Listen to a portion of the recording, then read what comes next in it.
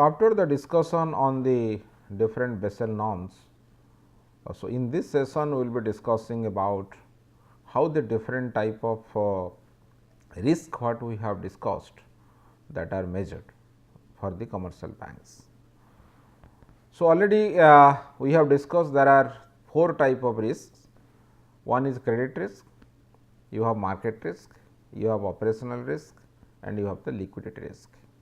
Depending upon the different norms, the different type of risk which were considered for measurement of the risk weighted assets what the commercial banks are using.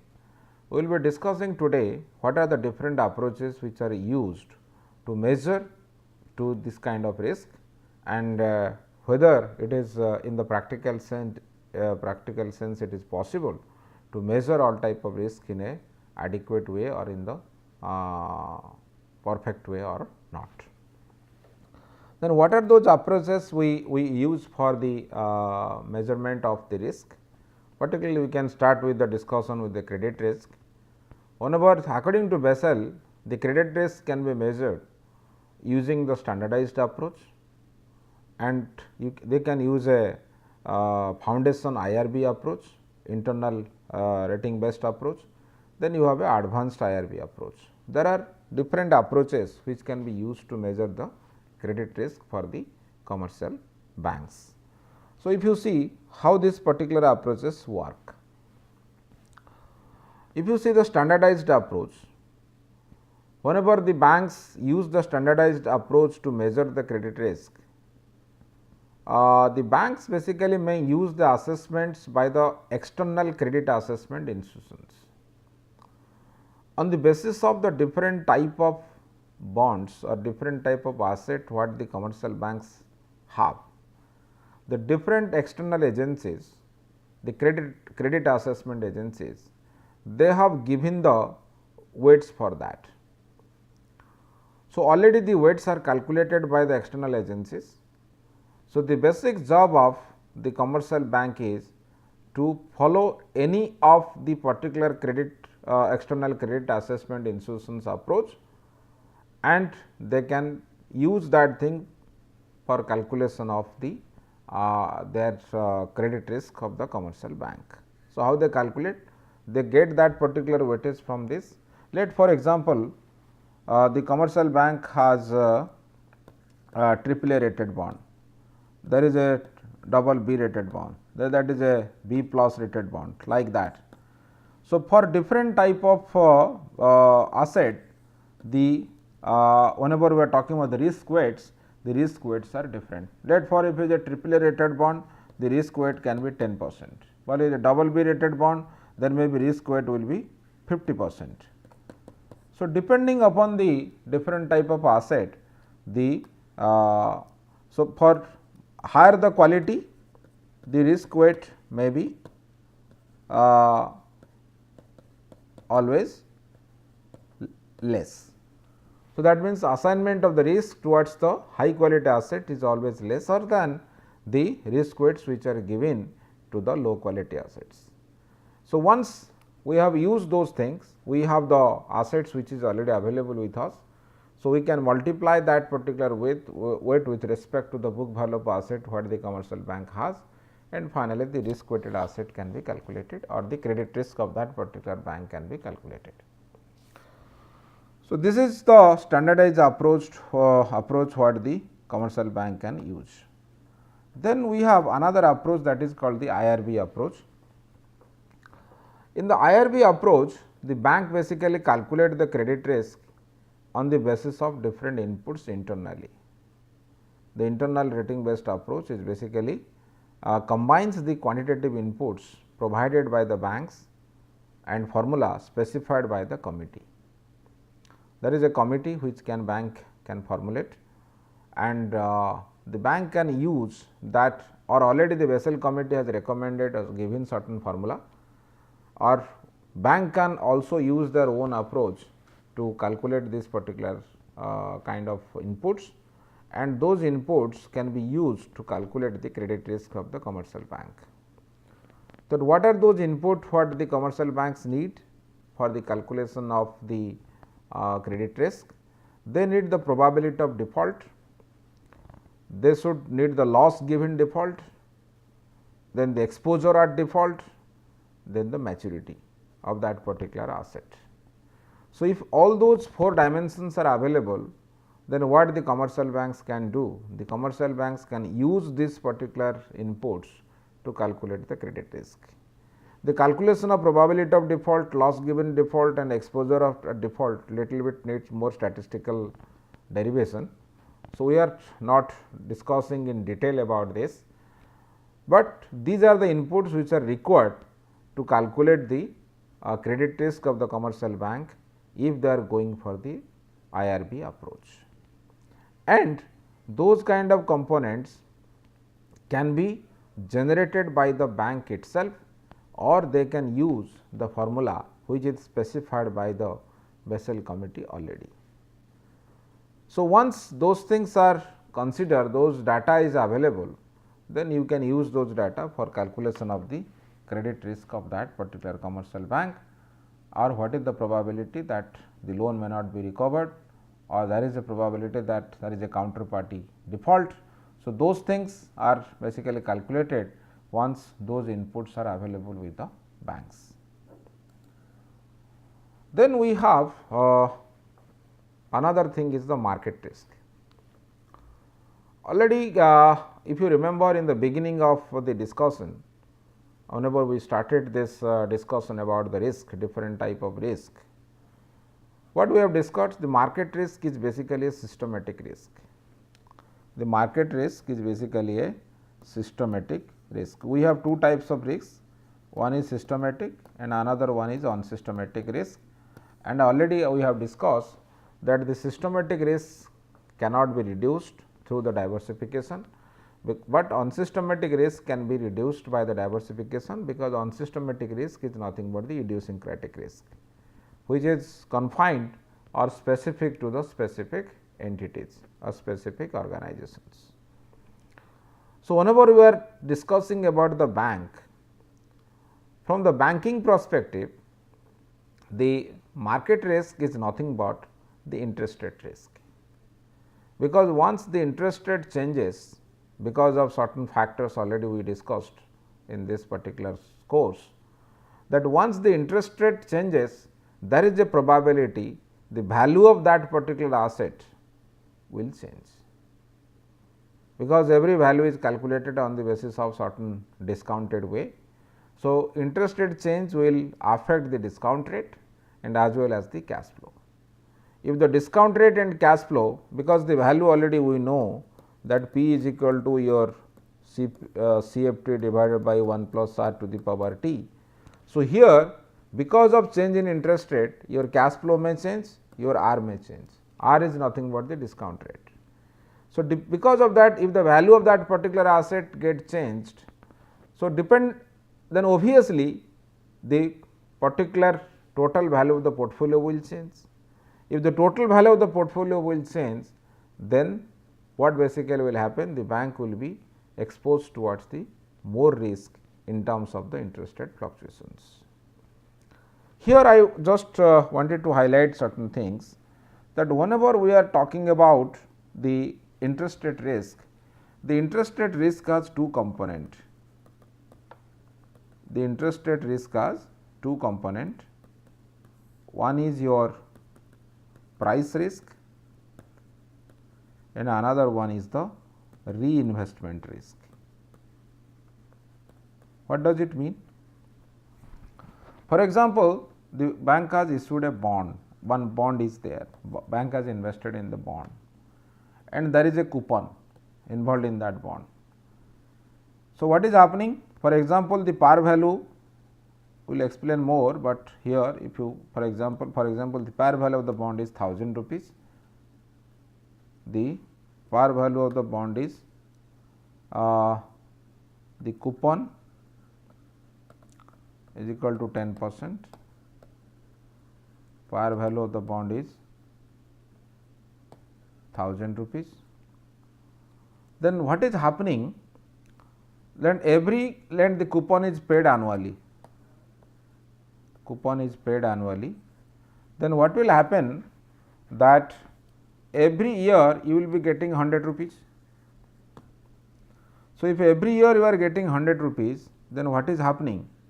That 100 rupees already the price already you know, the price is equal to your cash flow 1 divided by 1 plus r, your cash flow 2 divided by 1 plus r to the power 2 and so on. Let the term to maturity of the bond is 10 years, then final year it is your CF 10 divided by 1 plus r to the power 10. So, this is the way it is calculated. So, what is happening if this r is nothing but the interest rate in the market or the discount rate. So, in this example what we are doing, 100 divided by 1 plus 1 let the market interest rate is 9%, then this is 1.09 plus 100 divided by 1.09 to the power 2 or so on, and final year you will be getting back your par value, then you will be getting 1100 cash flow divided by 1.09 to the power 10. So, this is the way the price of the bond can be calculated. But once the particular 9% changed, then obviously what will happen, let the 9% has decreased to 8%. So, if it has become 8%, the value of the bond will increase. That if the value of the bond will increase, then what is happening, the price risk will go down, because the value is increasing. So, in terms of price risk it is going to be down. But whenever this particular investor, this 100 rupees what they get in every periodical basis, whenever they want to reinvest that particular amount in the market, because the market interest rate has gone down, the reinvestment risk which basically will go up. So, that is why the price risk and reinvestment risk do not go together. The price risk is increasing, the reinvestment risk will increase. If the price risk is increasing, then the reinvestment risk will decline. So, because of that, what is happening, the total value of the portfolio or total capital value or total asset value of the particular bank is highly exposed towards the change in the interest rate in the market. So, that is why in general sense, from the banking perspective, we call it the market risk. So, now what is happening, there are different approaches Basel has recommended to calculate the market risk. One is your standardized method, another one is the internal method. One standardized approach they have given, this is the formula, this is the way the market risk you can calculate, and another one is the internal models you can also formulate on the basis of the bank's internal assessment, and the method what they are calculating, they can use the value at risk method. What exactly the value at risk method is? The value at risk method basically shows you how much maximum loss one particular organization can incur due to certain changes or due to interest rate changes. What is the maximum loss one particular organization can incur at a certain confidence or the significance level in a certain time period? What is the maximum loss the organization can incur at a given confidence or significance level at a specific or given time period? You hope you understood what do we mean. In the statistics we use the confidence and significance level, and if you are following a standard normal distribution, then the values are basically fixed. For example, if it is 10%, we use the value 1.64. If it is 5% significance level, we call it is 1.96, like that. So, here what we are trying to see, using the value at risk, whenever the interest rate changes, what is the maximum loss what that particular bank is going to incur due to the fluctuations in the interest rate, that you can calculate using the value at risk method, and use that particular calculation to calculate the overall market risk what that bank is basically exposed towards. So, that is basically the standardized approach or the internal models what the Basel has recommended. So, the bank can go for already calculated formula what the Basel has given, or they can use their own internal assessments to calculate this. There are different stock index approach and other approaches can be used, and as well as they can, because the stocks, the particular bank's beta also can be calculated. Already you know that what do you mean by the beta. So, beta is basically the covariance between the return from the bank stock with the market return divided by the variance of the market return. So, this is the correlation between individual stock return of the bank with the market into standard deviation of the stock return into the standard deviation of the market return divided by the variance of the market return.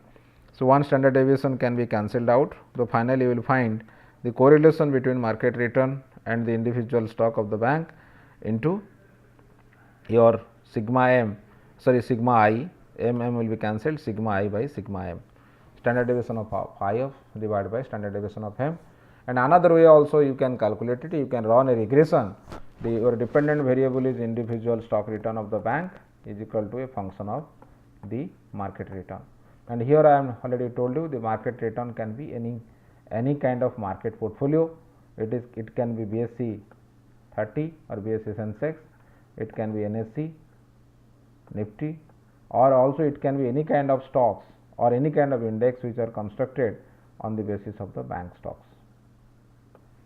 So, any kind of proxy you can use for the market portfolio, then run the regression, whatever slope coefficient you find. So, this is the way basically you can specify the function Ri is equal to alpha plus beta into Rm plus u, and here your beta, once the slope basically is the beta, this is basically also considered also the market risk of that particular bank. That is basically we call it the stock index approach, that can be applied to any company, and that also that can be applied to the bank, or you can use this all those methods, value at risk and other method, to find out the exposure towards the risk. Then we can move into the other type of risk what the commercial banks always face, and the most important type of risk in today's context is the operational risk.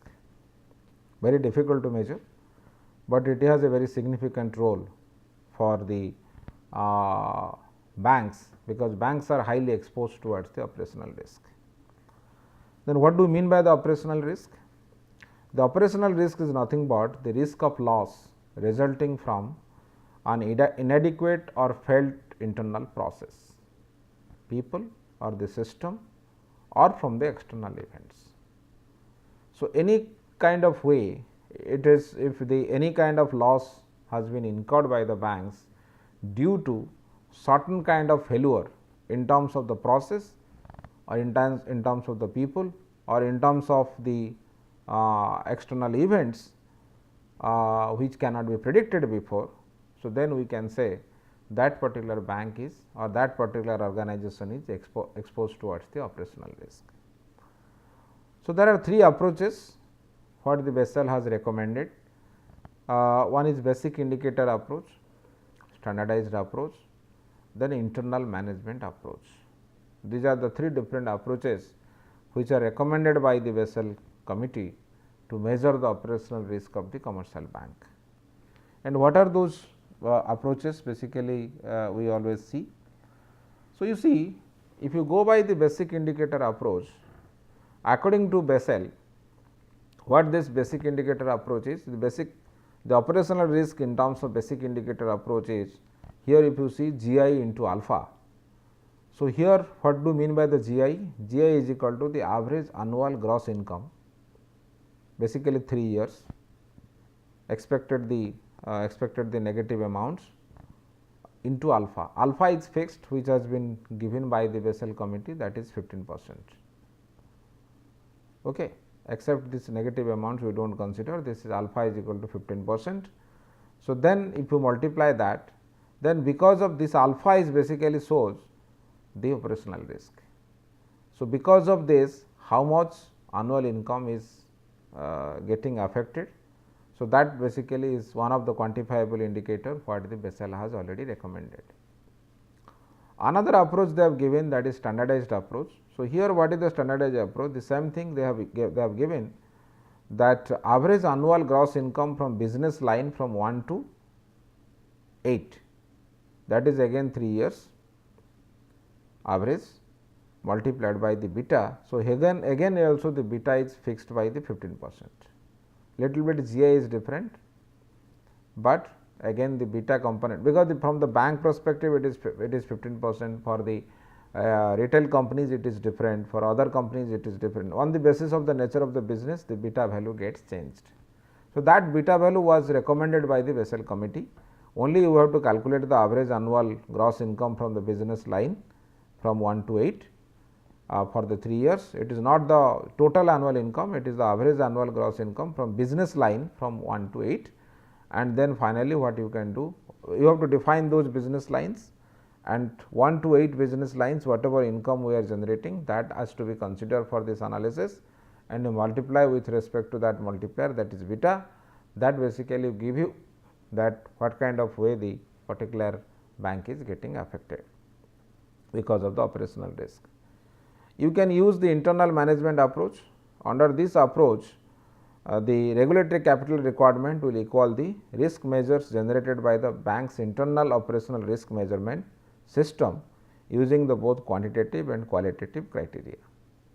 But whenever you are using your own criteria to measure the operational risk, which is more practical in nature, but whenever you are doing it, you need the approval from the supervisory bodies.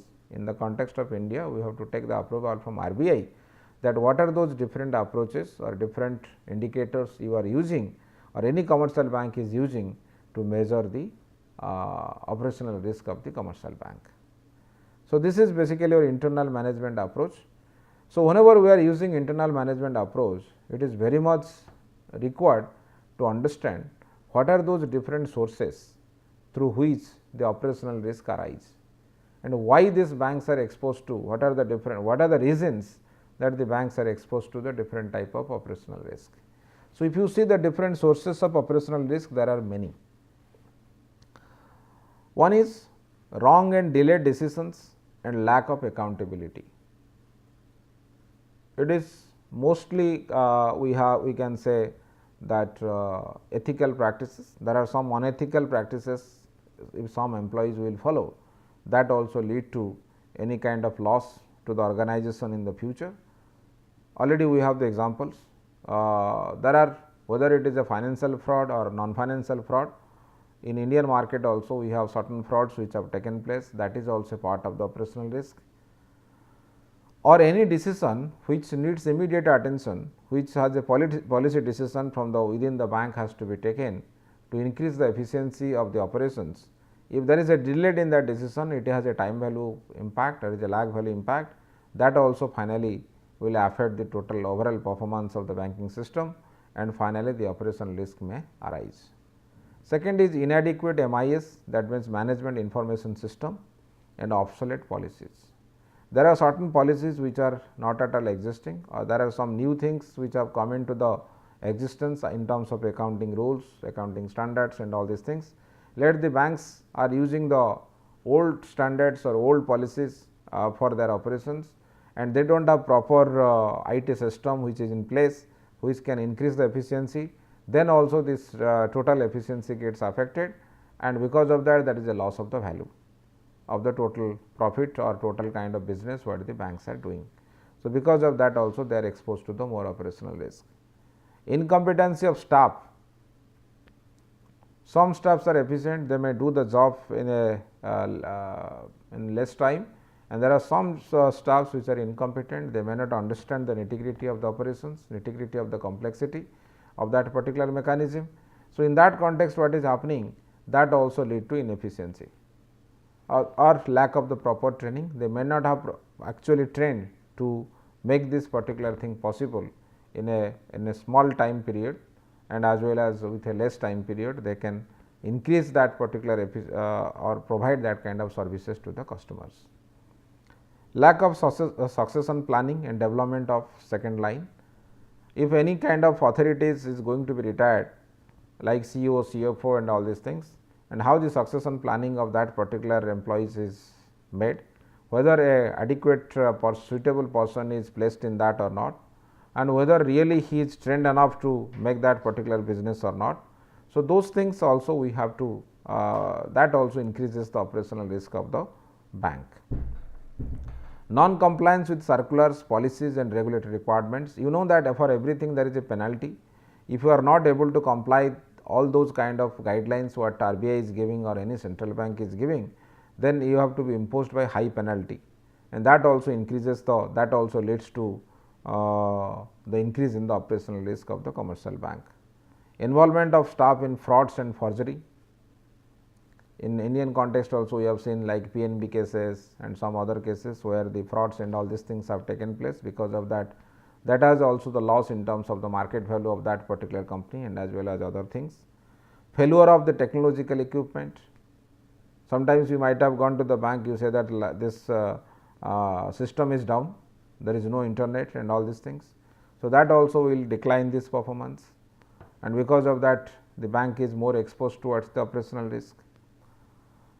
Then natural calamities and unanticipated changes, there can be a theft, there can be anything, any kind of crisis which may taken place which is not which is beyond the control of the human being. So, that also will lead to the operational risk. Deterioration of bank's image, the brand value of the bank has gone down due to the poor services, behavior of the staff or the frauds or any kind of news related to the NPAs and all these things. So, if those kind of thing has a feeling among the customer, this bank is not good, that bank is good, because the services in that particular bank is good, that bank is providing better customer services, the work is done in a better way and work is done very taking less time to complete your work, and other banks maybe the process is lengthy or they are not that much attentive towards the customer requirements or customer needs. So, in that context also that lead to the operational risk. So, if you observe, all those points are highly subjective. So, measuring those kind of variables using an internal based approach is really a tedious job for the commercial bank, and that is why operational risk is basically arised due to more on the behavioral factors or some factors which is uncertain, is really difficult to measure from the banking perspective, but it has a very significant role for the total profit or the efficiency of the commercial bank. So, because of that, the importance of the operational efficiency or operational risk in this banking system has gone up by many folds, and people are much more concentrated or much more now trying to analyze how the operational risk can be measured, considering all those sources what we discussed just now, and try to find out how much the total gross income of the bank or gross profit of the bank is getting affected due to the more exposure towards this operational risk. So, this is about this idea about the operational risk. Then we can move to the another type of important risk, that is the liquidity risk, which was introduced in the Basel III. What do you mean by the liquidity risk? Liquidity risk arises because if the bank is unable to meet the bank's liability as they become due, whenever you have to pay this money, if you are not able to pay, the customer's demand is not entertained or could not be possible, then that leads to liquidity risk. Unable to generate cash to meet the fund withdrawals, commitment, credit or increase in assets. You do not have enough cash, whenever anybody goes to withdraw their money, whatever they have deposited, if the bank is not able to pay them, or they have committed to provide the loan to somebody, but they could not provide that loan, that leads to the liquidity risk. And mismatches in the maturity pattern of the assets and liabilities. So, let assets and liability, because if you observe, the liabilities are mostly short term and the assets are mostly long term. So, the banks, that is basically we call it the intertemporal gap with the commercial bank. So, the bank always try to match that asset and liability using the different methods, but sometimes if the bank is not able to match these assets and liabilities, then they are exposed to more liquidity risk. So, how basically there are different approaches we use to understand this or to estimate this liquidity risk or to manage this liquidity risk. We have working funds approach, we have cash flow approach. We have to first understand how much is the own funds, then the liquidity requirement will be nil. From the deposits, we have to see how much is volatile, how much is very much vulnerable and how much are the stable. Then the liquidity requirement will depend upon the maturity profile. The float funds, in that case the liquidity requirement is highly sensitive, like your current account and all these things. So, in this context we have what we have to do, we have to estimate the anticipated changes in the deposits by looking the past data, estimate the cash flows by way of loan recovery, estimate the cash outflows by way of deposit withdrawals and credit accommodation, forecast all these variables in the end of each period and find out the estimate and try to calculate the liquidity needs in a particular planning horizon. Every commercial bank has a policy to calculate how much liquidity they need in a particular time span, and accordingly that much amount of money or that amount of cash has to be kept with them. By that the liquidity requirements of the commercial of the customers can be fulfilled, and as well as the commercial bank will be less exposed toward the liquidity risk, or they can manage this liquidity risk. So, in this context how they can manage this? They can first see that what is the reserve requirements they have over the period, they have to estimate that one. Then already this Basel committee has recommended 2 different ratios, and bank also can also use their own different ratios, current ratio and all these things they have to see, or net stable funding ratio and liquidity coverage ratio has to be estimated periodically to see that whether we are really able to manage that liquidity risk or not. And degree of asset and liability mismatch, how much is the mismatch we have, what are the possible strategies we can adopt to match that asset and liability, that plan bank has to do. And the degree of diversification of borrowing facilities and contingent loan commitments, if they have committed something, but they feel that they are not able to do that, then for that whether they may do that or they may not do that, but before that they have to ensure what kind of contingency plan they have in their hand. So, if you see all those things, the regular forecasting of the liquidity requirements and maintaining the adequate amount of liquidity ratio within the commercial bank can reduce the liquidity risk, and by that the commercial banks are able to manage that and as well as the fulfill the customers requirements.